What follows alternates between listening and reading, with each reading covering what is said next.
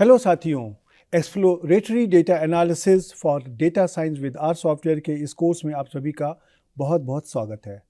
आपने देखा था कि पिछले लेक्चर में हमने डेटा प्रिपरेशन के बारे में बात करी थी और हमने आपको CSV और TXT की तरह की जो फाइल्स होती हैं उनको हम अपने आर सॉफ्टवेयर में किस प्रकार से इंपोर्ट करते हैं और उसको किस तरीके से पढ़ते हैं, इसके बारे में बताया था।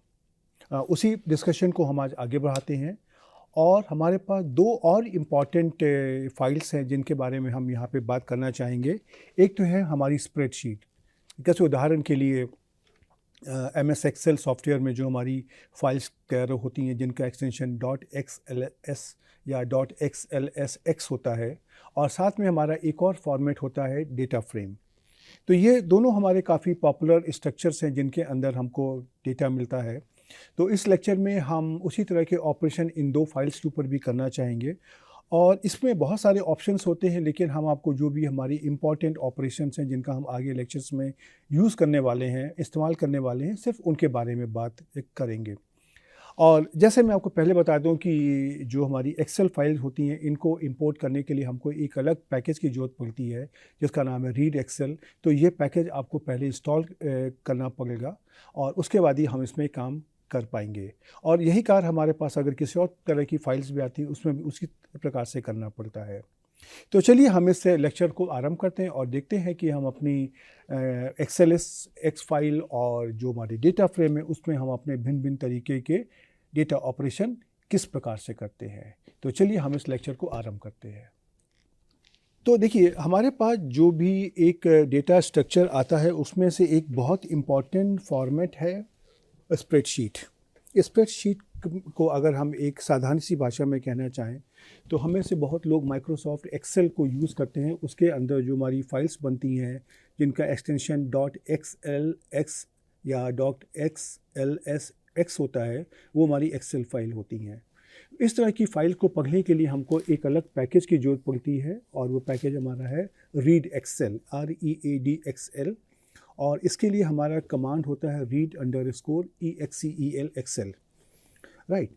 अब आपको ध्यान अगर हो कि जो भी हमारी स्प्रेडशीट्स होती हैं उसके अंदर एक ही फाइल में कई सारी शीट्स होती हैं और उन शीट को हम शीट नंबर के द्वारा या उनको हम कोई नाम देते हैं, तो उसको भी हम अलग अलग तरीके से पढ़ सकते हैं। लेकिन इस तरह की फाइल्स को रीड करने के लिए सबसे पहले हम आपसे रिक्वेस्ट करेंगे कि आप ये रीड एक्सेल पैकेज को install.packages का कमांड का इस्तेमाल करते हुए आप इंस्टॉल कर लीजिए और उसको लाइब्रेरी रीड एक्सेल के द्वारा आप उसको लोड कर लीजिए। और कब तक कि आप ये करिए तब तक हम आपको आगे की बात बताते हैं। तो किसी भी एक्सेल फाइल को रीड करने के लिए हमारा कमांड होता है read_excel और हम अपने पैरेंथेसिस में हम उसका फाइल नेम दे देंगे। अब इसमें से जो हमारे फाइल नेम होते हैं दो प्रकार के हो सकते हैं। एक होते हैं जिनका एक्सटेंशन .xlsx होता है और दूसरी फाइल्स होती हैं जो हमारी .xls होता है। .xls ये हमारी पहले की फाइल्स होती थी, अब जो नए वर्जन है माइक्रोसॉफ्ट के एक्सेल के, वहाँ पे हमारी फाइल्स XLSX होती हैं यूजुअली। और इसमें से हमारी अगर उस फाइल में एक से ज़्यादा शीट्स अगर होती हैं तो उनको हम किसी पर्टिकुलर शीट को पढ़ने के लिए हम sheet_number या sheet_name डबल कोट्स में हम उनका इस्तेमाल कर सकते हैं। और अगर हम यूजुअली अगर हम खाली फाइल नेम .xls देते हैं तो हमारी जो पहली शीट है उसको सिर्फ खाली पढ़ने की कोशिश करेगा। तो आपको इस कॉन्सेप्ट को समझाने के लिए मैंने एक छोटी सी फाइल तैयार करी है जो हमने अपने CSV और TXT फॉर्मेट में भी उसी फाइल को तैयार किया था, जहाँ पर आपको याद होगा हमने नेम, सिटी, एज, सैलरी इत्यादि इस तरह का डेटा लिया था। और डेटा हमारे कितना नेम थे हमारे AA, BB, CC, DD, EE, city हमारा कानपुर, दिल्ली, मुंबई, चेन्नई, कोलकाता, एज 20, 25, 30, 35, 40 और सैलरी 50, 60, 70, 80, 90 थी। तो इस तरह के डेटा को अगर मुझे यहाँ पे अपने आर सॉफ्टवेयर के अंदर रीड करना है तो हम क्या करेंगे, हम अपने कमांड को यूज़ करेंगे read_excel और देन डबल कोट्स में हम दे देंगे example3 excel.xlsx और उसके आगे दे देंगे शीट नंबर 1। तो इसको तो देखिए इस प्रकार का हमारा स्क्रीनशॉट आएगा और ये देखिए हमारा इस डेटा को यहाँ पर रीड कर लेगा। नेम के नीचे हमारी ये नेम्स आ गए, सिटी के नीचे कानपुर, दिल्ली, मुंबई, चेन्नई, कलकत्ता सिटी आ गए, उसी तरह से हमारे एज और सैलरी भी आ गए। लेकिन यहाँ पे देखिए एक ख़ास बात है, जो आपने TXT और CSV में देखा था कि जो ब्लैंक स्पेस थी वहाँ पे डॉट आ गए थे, लेकिन यहाँ पे देखिए एज में और सैलरी में कोई डॉट नहीं आया है, बल्कि यहाँ पे एक सिंगल कोट आ गया है और ब्लैंक स्पेस हमारी ब्लैंक स्पेस की तरह ही यहाँ पर है। राइट और इस डेटा को हमने जैसे यहाँ पे डेटा XLS नाम से सेव कर लिया है, और अगर मुझको यहाँ से किसी वेरिएबल को अगर बाहर निकालना है तो वही हमारा पहले वाला प्रोसेस है, जो नियम है वही यहाँ पे फॉलो करना है कि आपको अपना ऑब्जेक्ट नेम लिखना है, डॉलर लिखना है और साथ में वेरिएबल नेम लिखना है।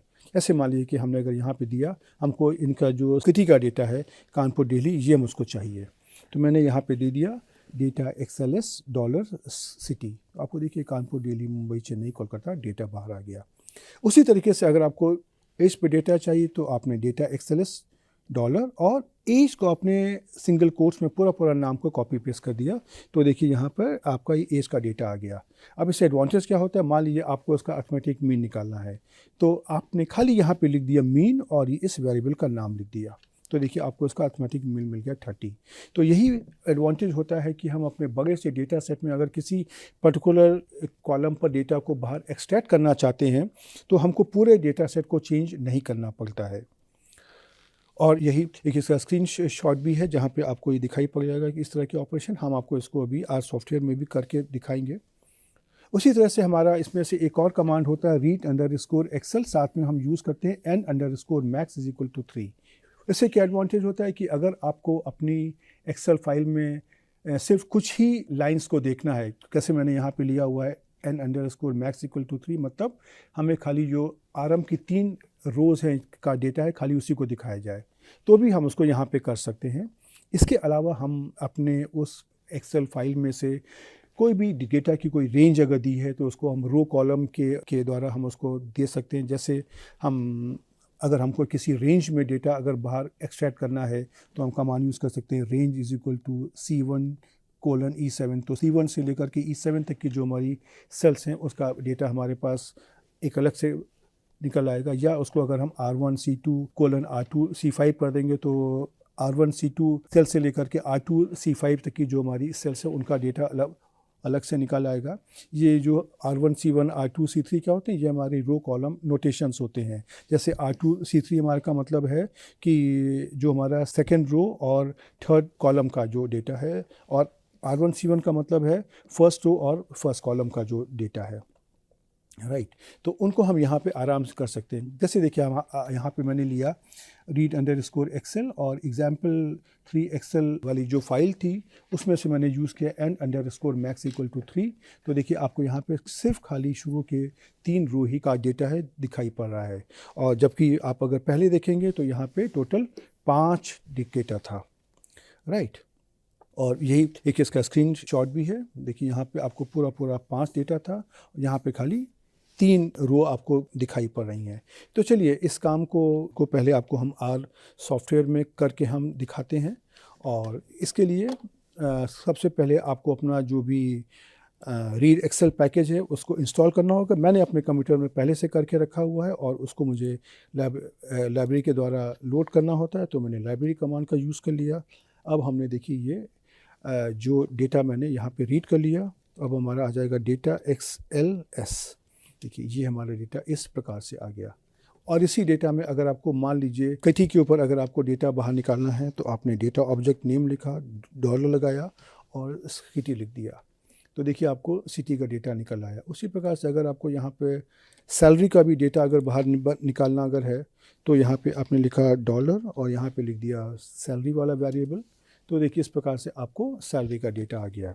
अब इसी सैलरी का अगर आपको मान लीजिए कि अगर मीन अगर निकालना अगर है तो आपको यही वेरिएबल लिखना है, और खाली आपको लिखना है मीन और ब्रैकेट में आप इस वेरिएबल का नाम लिख दीजिए, तो ये देखिए 70 आ गया। राइट और इसी डेटा सेट में अगर आपको मान लीजिए खाली अगर 3 वैल्यूज़ को अगर आपको रीड करना है तो आपने n_max = 3 कर दिया, तो देखिए ये आपको जो डेटा है इसमें खाली 3 वैल्यूज़ आ जाएंगे। देखिए ये खाली 3 वेरिएबल्स आ गए। राइट तो आपने देखा कि इसको ऑपरेट करना बहुत ही आसान काम होता है। और अब इसके बाद हम आपको जो हमारा अगला कॉन्सेप्ट है डेटा फ्रेम का उसके बारे में बताते हैं। डेटा फ्रेम भी जिस प्रकार से हमारा ये स्प्रेडशीट है उसी तरह का डेटा होता है।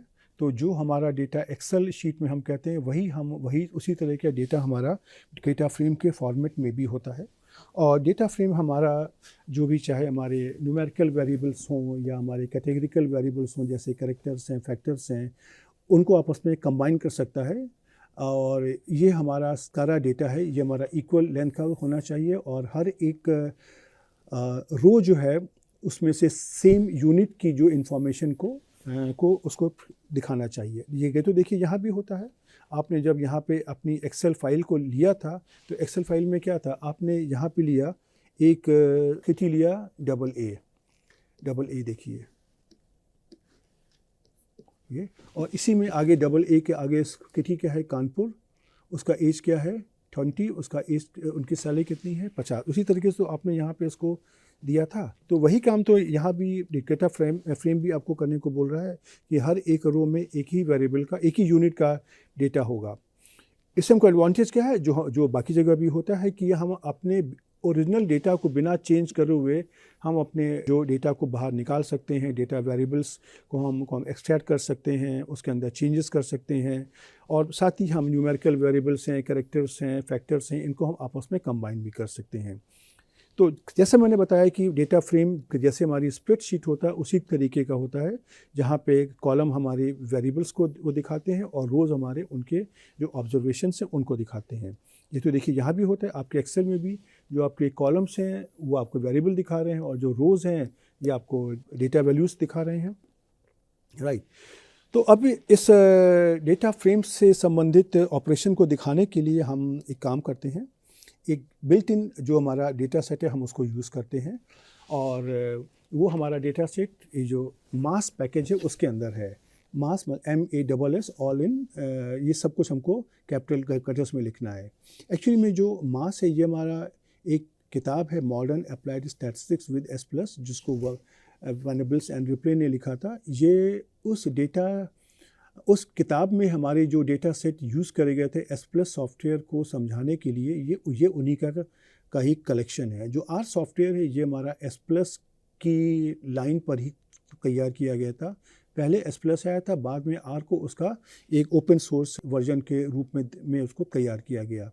इसीलिए उस किताब के सारे डेटा सेट को यहाँ पे कंबाइन कर दिया गया है, राइट। तो इस डेटा सेट को अपलोड करने के लिए पहले आप यहाँ पर लाइब्रेरी बास को यूज़ कर सकते हैं, और इस पैकेज के अंदर हमारा एक डेटा फ्रेम है, उसका नाम है पेंटर्स, PAINTERS।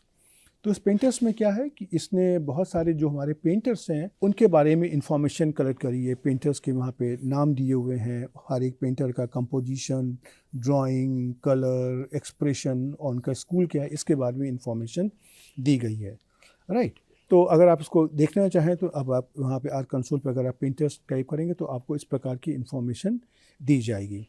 और इसमें से देखिए इसका इंटरप्रिटेशन कैसे है कि जैसे आपने पहला पेंटर लिया ओडाइन, तो उसका कंपोजिशन की वैल्यू है 10, ड्राइंग की वैल्यू है 8, कलर की वैल्यू है 16, एक्सप्रेशन की वैल्यू है 3 और स्कूल की वैल्यू है 8।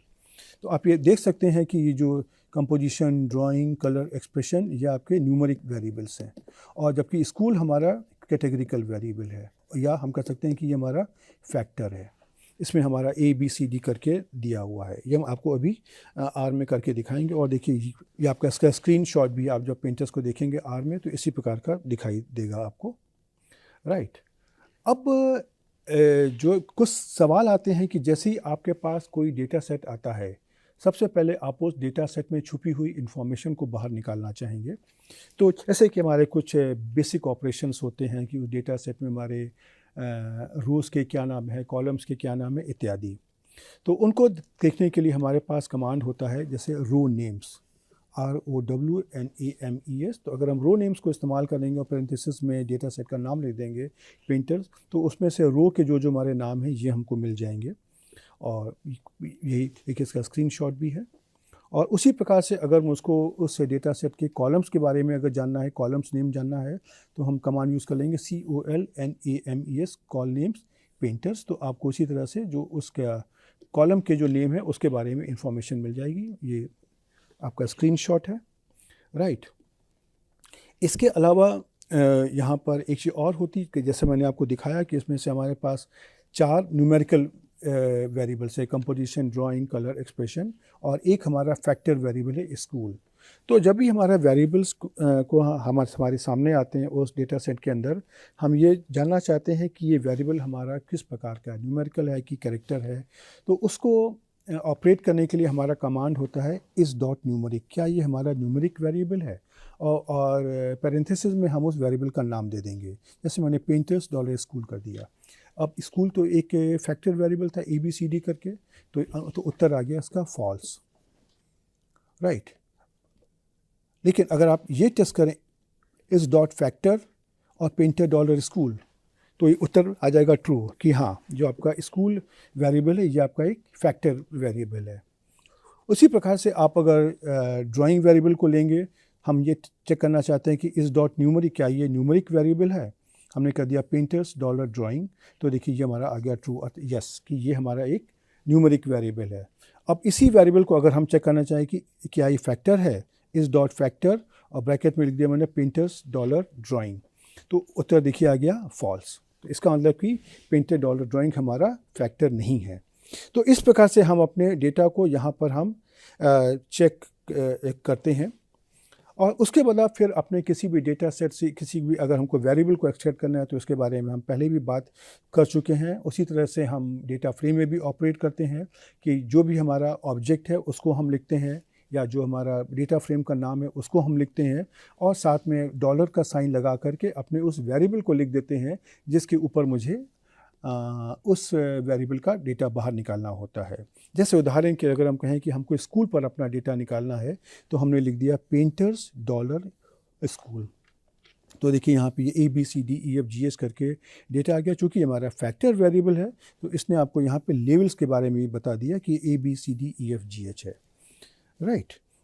और उसी तरह से अगर हम चाहें यहाँ पे तो किसी भी डेटा फ्रेम में किसी रो कॉलम पे पर क्या वैल्यू है उसको भी हम निकाल सकते हैं। जैसे अगर हम निकालना चाहें कि पेंटर्स में डाउडाइन पेंटर का जो कंपोजिशन वैल्यू क्या है, तो उसको हम अपने जो रो कॉलम का जो हमारा फॉर्मेट है उसी प्रकार से लिख देते हैं कि पेंटर्स और स्क्वायर ब्रैकेट्स में डबल कोट्स में उन दो वेरिएबल्स का नाम। तो देखिए उत्तर क्या आ जाएगा 10, राइट।